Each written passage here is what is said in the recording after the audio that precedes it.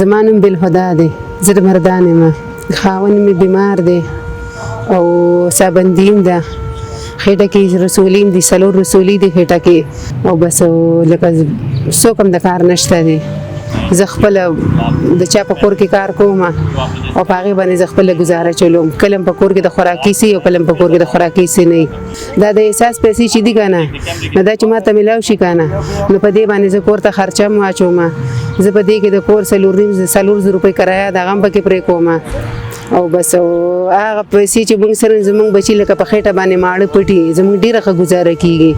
او هغه چې نه بس بیا موږ ته ډېر زیات مشکل وي، موږ ته ډېر تکلیف وي. ما ته لکه په خپله مزدورۍ کې 2000 روپۍ 1500 روپۍ پاتې کېږي، نو په هغه 1500 روپۍ باندې بیا زه خپلو بچو له په یو ټیم روټۍ هغو هم په مړه خېټه نشي خوړلی.